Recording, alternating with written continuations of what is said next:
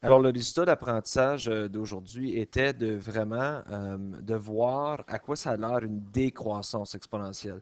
Parce que lors de la dernière leçon, nous avions fait ce qu'on appelle la croissance exponentielle. On avait donné l'équation f de x est égal à a fois b exposant x. OK? Donc, on avait dit que ça, c'était toujours ta valeur initiale,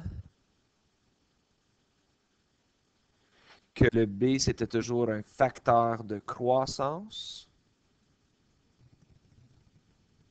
Et on précisait que le B doit être plus grand que 1. OK? Et le X ici, c'était le nombre de périodes. Alors ici, ce qui est très important, c'est ça, c'est que ça faisait un facteur de croissance seulement si mon B était plus grand que 1. OK? Donc, si le B était plus grand que 1, on pouvait conclure que c'était bel et bien un facteur de croissance. Là, on va voir qu'est-ce qui arrive si B est situé entre 0 et 1. Donc là, vous allez voir, des décimaux. Right? Donc, un facteur de décroissance, ça va faire le contraire d'un facteur de croissance. Donc, ça va diminuer une valeur au lieu de l'augmenter. Donc, on va regarder ensemble à un exemple. Dans cet exemple, nous allons regarder une situation, je devrais dire, plutôt de la vie de tous les jours. Donc, si jamais, mettons, j'ai une balle de caoutchouc qui tombe d'une hauteur de 200 mètres et elle rebondit. Donc, il y en a d'entre vous, vous appelez ça un bouncing ball. Donc, si jamais, mettons, à 200 mètres de haut, j'échappe une balle et elle rebondit, mais elle rebondit toujours à 80% de ce qu'elle était. Donc, la première fois, elle va être 80% de la hauteur originale. La deuxième fois, elle va être 80% de cette hauteur-là. Et etc., etc. Donc, elle revient toujours à 80%. Vous avez remarqué ça sans doute quand tu échappes une balle comme ça, elle bondit, mais elle rebondit jamais à la même hauteur. À moins que tu aies donné toute ta force, elle va rebondir tranquillement jusqu'à temps qu'elle touche par terre. Donc, si je veux formuler une équation pour cette situation-là, je sais que je deal avec une fonction exponentielle. Donc, j'ai f de x qui est égal à a fois b exposant x. Alors, ce que je vais faire pour avoir mon niveau 4, c'est que je vais lister mon information afin d'être capable d'aller chercher cette équation-là. Donc, f de x, j'oublie pas, c'est ma valeur finale. Donc, il faut que je formule une équation qui détermine la hauteur h pour le nème rebond. Donc, on t'a imposé qu'au lieu d'f de x, tu as maintenant h de n. Ça ne devrait pas changer grand-chose. A, c'est toujours ta valeur initiale. Ben, j'ai parti de 200 cm, donc mon A sera 200. Et à chaque fois que ma balle bondit, elle revient à 80% de ce qu'elle était. Donc, la première fois, ce serait comme dire 80% de 200. Donc, c'est toujours un multiple de 80%. Et 80%, c'est 0,8. Il me reste toujours 80% de ce que j'avais. Et le x ici, c'est n qu'on t'impose, dont n représente un rebond. Donc, c'est toujours bon de préciser, parce que vous allez voir dans les prochains exemples que lorsque tu vas lui donner une lettre, il va vraiment falloir que tu précises cette lettre-là, qu'est-ce qu'elle représente dans les périodes, surtout quand ça n'arrive pas à chaque partie spécifique. Vous allez voir qu'est-ce que je veux dire. Donc, si je veux faire l'équation, ça me donne donc que h de n est égal à 200 fois 0,8 exposant n. Et c'est tout.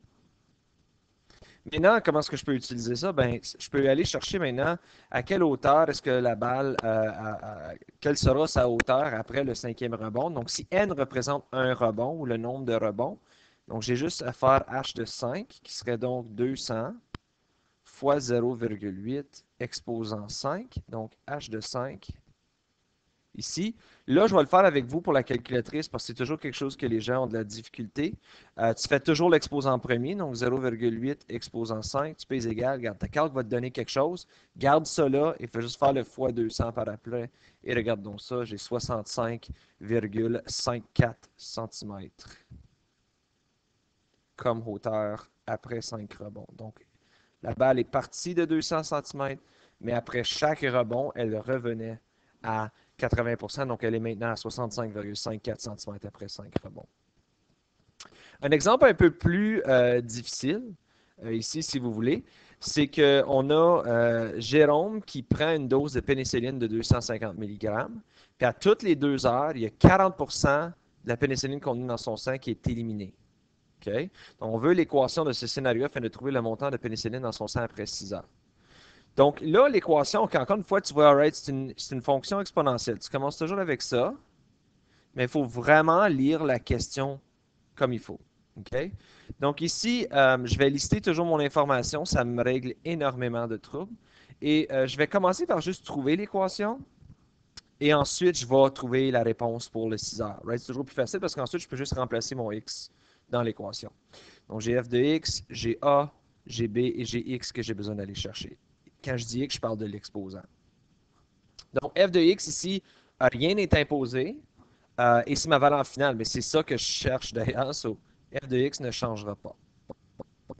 Le A, c'est ma valeur initiale. Je vois que ou Jérôme avait 250 mg dans son sang. Le B, c'est où ce que ça devient un petit peu différent ici. Parce que remarquez qu'ici, on disait que la balle revient à 80%. Parce que tu multiplies entre le 200 et le 0,8. C'est toujours fois 0,8, soit fois 0,8. Donc, comme tu sais, je n'avais 200. Puis ensuite, pour savoir combien je vais en avoir, c'était fois 0,8. Ensuite, c'était fois 0,8. Toujours. Ici, par contre, lis la question comme il faut. À toutes les 2 heures, 40% de la pénicilline contenue dans son sang est éliminée. Donc, il perd 40%. Ici, il garde 80% de sa hauteur. Ici, il perd 40%. Il faut vraiment lire la question comme il faut. Alors, si je perds 40%, ça veut dire que je garde 100 moins 40%.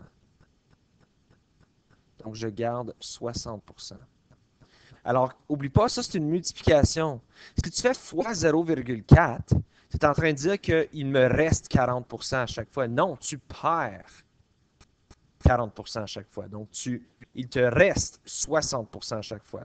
Donc, ça, c'est ce qu'on appelle un taux de décroissance et non seulement un facteur de décroissance.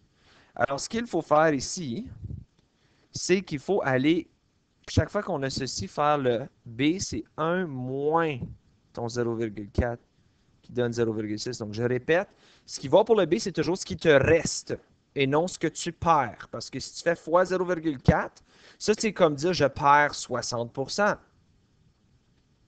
Mais si je fais fois 0,6, je suis en train d'enlever 40% à chaque fois.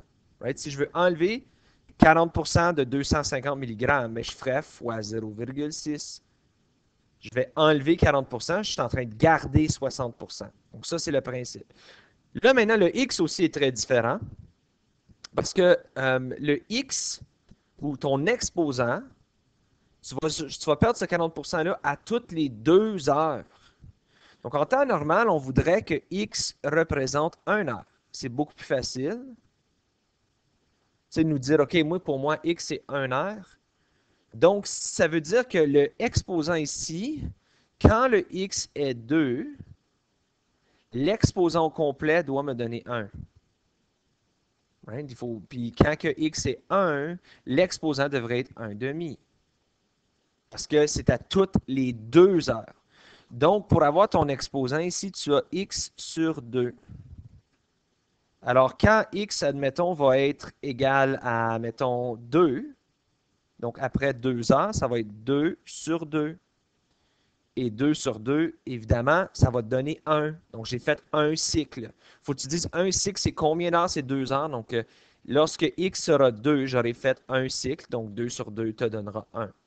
OK? Donc, mon équation ici, un peu plus complexe que la dernière équation, c'est 250 fois 0,6 exposant X sur 2. Donc là, je peux finalement répondre à la question, l'équation, le pénicilline dans son sang après 6 heures, ben ce serait f de 6 que je cherche. Donc j'aurais 250 fois 0,6 exposant 6 sur 2, parce que x représente 1 heure. Donc là, ce qui est le fun,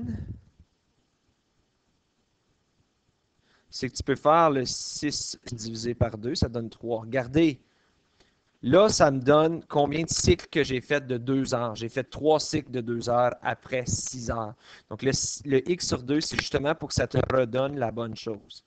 Et si on fait nos calculs comme il faut, ça va nous donner qu'on a 54 mg de pénicilline qu'il reste dans le sang à Jérôme dans cette situation-là. Ce qui m'amène un peu à toute la logique de taux de décroissance et facteur de décroissance. Donc, ça revient à ce problème ici, encore une fois. Lorsque tu perds quelque chose, ce n'est pas le facteur dans lequel tu es en train de modifier à chaque fois. Donc, ici, encore une fois, il y a 40% qui est éliminé, pas 40% qui est gardé.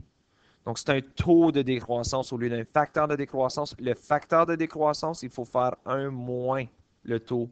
Donc, ton facteur de décroissance, c'est 0,6. Ton taux de décroissance, c'est 40%. Donc, vraiment, il faut toujours que tu te dises, ce qui va là, le facteur, c'est ce qu'il me reste à chaque fois. Donc, s'il te reste, mettons, tu sais, si je te dis tu perds 20%, tu ferais 1 moins 0,2, il te reste 80%. Mais si je te dis tu reviens à 80% de ce que tu étais, mais d'abord, c'est juste 0,8. Right? Donc, il faut vraiment que tu lis la question comme il le faut. Un autre concept que vous avez peut-être vu dans vos cours de sciences, ou peut-être pas, c'est ce qu'on appelle la demi-vie. Donc, la demi-vie, c'est le montant de temps qu'une quantité donnée d'une substance radioactive va diminuer de la moitié par désintégration. Donc, on parle de, tu sais, que des substances radioactives, ça se désintègre très, très, très lentement. Donc, lorsqu'on parle de demi-vie, OK, donc on parle quand même d'une fonction exponentielle, toujours, toujours, toujours. Et une des choses qu'il faut garder compte, c'est que ton B, quand on parle de la demi-vie, c'est toujours une demi. La raison pour ça, c'est que on veut savoir combien de temps que ça prend pour qu'il devienne la moitié qui était, right, que cette substance-là était. Donc, si tu regardes à ceci, donc si j'ai une substance qui a 10 mg et dont sa demi-vie est à tous les 10 ans, la fonction serait la suivante. Mais, bon minute, hein? Le seul défi qu'on a avec ça, c'est ici, X représenterait 10 ans dans cette équation-là. Fait que là, si je te dis, OK, pour 13 ans, c'est pas évident de faire ton exposant. Donc, ça revient à la même affaire tantôt, il se fait à toutes les 2 heures. Donc, dans cette situation ici, si je dis que X, le cycle a lieu, la demi-vie a lieu à toutes les 10 ans, ce que je recommande, donc encore une fois, ce qui ne change pas, c'est que ta valeur initiale, tu avais 10 mg, c'est une demi-vie, donc on cherche toujours quand est-ce qu'il va avoir être la moitié de ce qui était. Mais je vous recommande fortement de faire X sur 10, d'où ce que X représente 1 an. Comme ça, si jamais, mettons, X représenterait ici, si je te dis pendant 13 ans, tu ferais juste faire F de 13, qui serait 10 exposant 1 demi. Excuse, 10 fois 1 demi exposant 13 dixièmes. Versus ici, X, c'est 10 ans. Donc, si X égale à 1 dans cette situation-là, ça voulait dire qu'il y a 10 ans qui ont passé. C'est beaucoup plus difficile à visualiser, à comprendre qu'est-ce qui se passe, surtout quand je te lance une curveball comme 13. Hein? Donc, c'est plus facile de toujours assumer que X est une unité de mesure facile et tu crées un exposant qui te permet de, comme quand X va être 10, ton exposant va devenir 1 parce que ça va être 10 sur 10. Et donc, 10 fois 1,5 exposant 1 qui va donner 5. Donc là, ça fonctionnerait qu'à tous les 10 ans, cette matière radioactive-là désintégrerait de la moitié. Donc, un exemple de ça, on a l'uranium-239. Donc, ici, l'uranium-239, c'est un déchet très toxique dont la demi-vie est 24 ans. Puis elle est beaucoup plus longue que celle de l'uranium, tout simple. Donc, détermine approximativement le temps qu'il faut pour qu'un échantillon de 50 mg de plutonium, de plutonium-239 se désintègre jusqu'à ce qu'il ne reste que 10% de la quantité initiale. All right. So, il y a beaucoup d'informations dans ce problème ici. Une des choses qu'il faudrait noter, c'est une fonction exponentielle. Aussitôt que tu vois le mot demi-vie, tu devrais savoir que c'est une fonction exponentielle. Donc, je dois d'abord lister mon information. Et une fois que j'ai listé mon information, là, je peux essayer de défricher. Premièrement, c'est quoi mon équation? Et une fois que j'ai l'équation, là, je peux aller chercher la réponse à ce problème. Donc, ici, ce que je vais faire, c'est que je vais regarder, OK, f de x. Est-ce qu'on va imposer une variable pour ma valeur finale? Non. Donc, moi, je préfère garder f de x dans cette situation-là. A, c'était quoi la valeur initiale? J'avais 50 mg au début. B, c'est mon facteur de décroissance. Ben, c'est une demi-vie, donc je sais que c'est toujours une demi pour une demi-vie. Et ensuite, on dit que l'exposant, donc ta demi-vie, dure 24 ans. Ça prend 24 ans ou 24 cycles pour que ceci soit 1. Il faut que ça aille 24 ans pour qu'une demi exposant à 1 donne une demi. Donc, ce que moi, je recommande toujours, essayer de garder ça simple, dis x, c'est 1 an. Donc, x sur 24, ce serait ton exposant. Parce qu'une fois que x va être 24, l'exposant va être 24 sur 24, qui est 1. Et là, je vais en fait un cycle de demi-vie de 24 ans.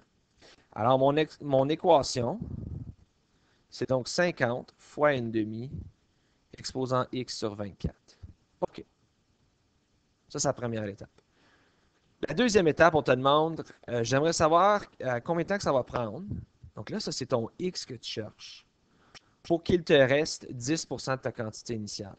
Donc là, ce qu'on vient juste de te donner, c'est qu'on veut la valeur finale, f de x, c'est 10% de ta valeur initiale. Donc f de x ici, ce serait simplement, oh pardon, ce que je dis là, 5.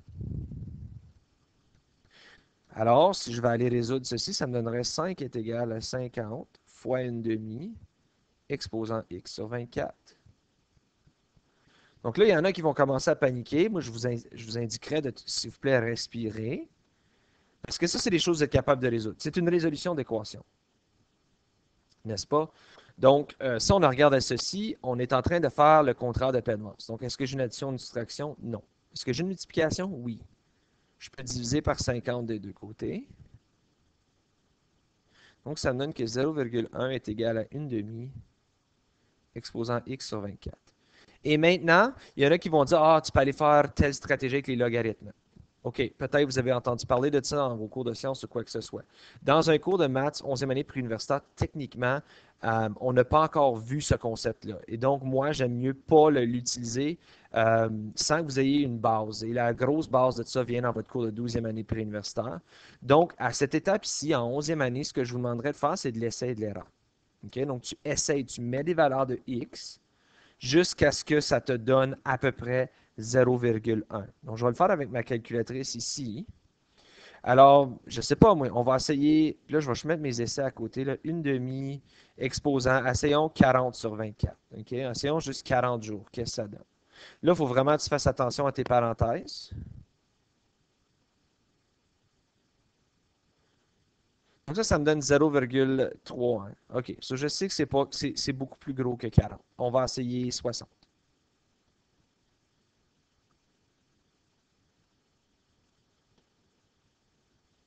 OK, ça ne s'efface pas. Bon. So, on va essayer maintenant 0,5 exposant 60 sur 24. Ça, c'est 0,18. OK, so je vois que je me rapproche de 0,1. Encore, c'est de l'essai et de l'erreur. Je suis en train d'essayer. Tu sais, j'ai vérifié 60 jours. 60 années, pardon. X représente un an. Désolé. Donc, j'ai vérifié 60 années. C'est pas tout à fait ça encore. Donc, on va essayer 70 années. On voit que je me rapproche. Donc, si je fais 0,5 exposant 110 sur 24, 0,13. Donc, je vois que je continue à me rattraper. Mais encore, je peux aller plus proche. Donc, moi, je vois que juste dans les 60, ça s'est quand même rapproché assez, juste pour le fun. Puis encore une fois, guys, il y en a qui disent comme, ben, comment tu pognes ces valeurs-là? Honnêtement, je sors ça de n'importe où. J'essaye. Hein, c'est juste ça qu'on peut faire. Donc, il n'y a pas vraiment de. Il y a une mauvaise façon de le faire, oui. Dire que, hey, je vais aller essayer, tu sais, j'ai essayé 70, ça m'a donné 0,3, puis dire, hey, je vais aller essayer 65, ce ne serait pas logique. Right? Tu veux te rapprocher de 0,1 et non t'éloigner de 0,1. Donc, je vais essayer 80 sur 24. OK, regardons ça. Ça me donne 0,1 ici. J'ai 0,99. Donc, quand j'arrondis ceci, ça va me donner 0,1. Donc, ici, on va dire c'est x est, on va dire environ égal à 80. Ça implique que c'est 90 ans. Donc, 80, pardon. Ça va prendre 80 ans pour que cette substance-là part de 50 mg à 5 mg. Ça prend 80 ans. Okay? Donc, c'est extrêmement long dans cette situation-là. Mais encore, ça, c'est de l'essai et de l'erreur. Pour l'instant, en 12e année, on va vous montrer d'où viennent les logarithmes pour ceux qui veulent les utiliser et ensuite vous allez apprendre davantage comment vous en servir. La dernière partie de la leçon, c'était simplement les exposants négatifs que vous avez vus en 9e année, vous avez vu en 10e année, vous revoyez en 12e année, en 11e année, pardon. Une des choses, c'est comme l'exemple 3 exposant moins 2. Donc, si j'ai un exposant négatif, ça me donne 1 sur 3 exposant 2, qui est simplement 1 neuvième. Hein? On n'oublie pas l'exposant négatif, fait une inversion de ta fraction, parce que c'est techniquement 3 sur 1 exposant moins 2. Donc ça devient 1 sur 3 exposant 2, qui est 1 au carré sur 3 au carré, qui est simplement 1 sur 9. Mais vous pouvez user juste cette stratégie-là pour être capable de vous débrouiller. Peut-être quelque chose que vous avez oublié dans le passé, cette même propriété-là peut être utilisée pour si j'ai A sur B exposant à négatif n. Non, là, c'est pas juste un 1 qui est en bas. Tout ce que ça fait, c'est que ça devient B sur A exposant positif n. Donc, un exemple de ça, ce serait si j'ai, mettons, 2 tiers exposant négatif 2, ça deviendrait 3 demi exposant maintenant positif, parce que tu as fait le flip de la fraction, ce qui veut dire que j'aurais 9 quarts comme réponse. Alors, ceci met fin à la leçon d'aujourd'hui. Si vous avez des questions, n'hésitez pas à communiquer avec moi.